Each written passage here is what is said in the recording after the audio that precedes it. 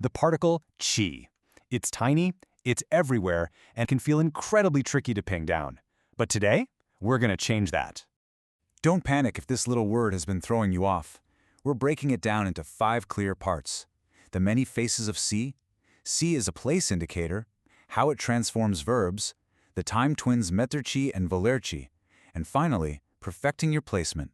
It feels chaotic, right? Because depending on the context, C translates to wildly different English words. It can mean us, ourselves, each other, there, or even about it. It sounds like madness, but stick with me. By the end of this explainer, you're going to see the absolute method to the madness. Okay, let's jump straight into section 1. It's actually amazing how much ground chi covers just as a pronoun standing in for people. As a reflexive pronoun, ci laviamo means we wash ourselves. It reflects the action right back onto the we subject. Then, as a reciprocal pronoun, ci vediamo ogni giorno means we see each other every day. But wait, it doesn't stop there. It's also the direct object, us, like in tua madre ci adora, your mother loves us. And finally, it acts as an indirect object, meaning to us or for us, like in the phrase l'autore ci scrive, the author writes to us. 4 entirely different grammatical functions, all packed into one tiny word. Moving right along to section 2, ti, as a place indicator. Now, you've probably already met che used alongside the verb essere, which means to be. We use it to simply point out that something is, well, there. This is usually our very first introduction to the word. C'è un problema means there is a problem, and ci sono molti studenti in classe means there are many students in the classroom. It's super foundational. It just establishes presence. But here is where chi really becomes a game changer for your conversational speed.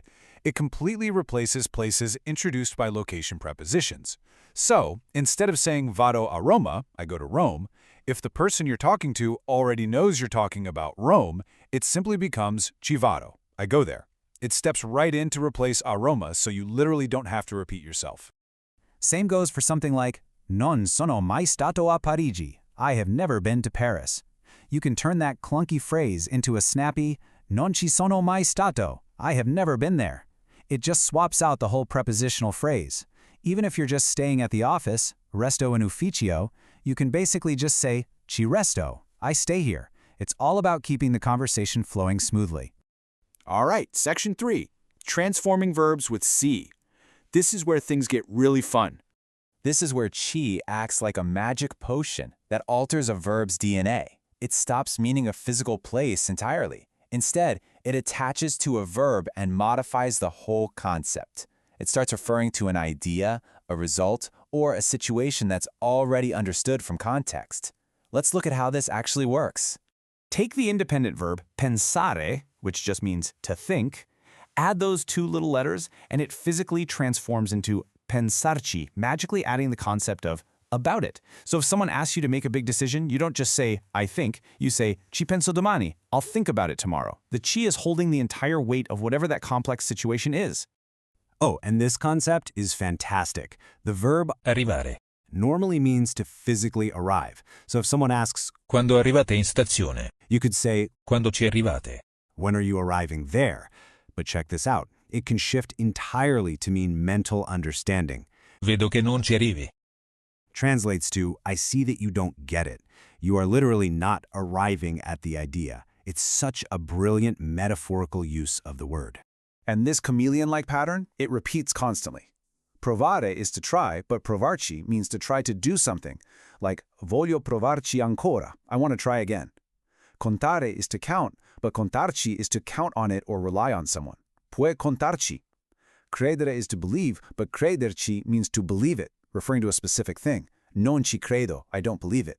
And finally, tenere means to hold, but tenerci means you care about something deeply.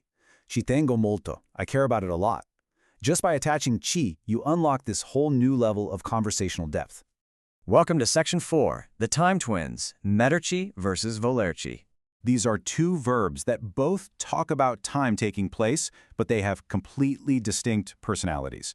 Metterci. Comes from mettere, to put, and it is all about personal time. How much time a specific person needs to do something.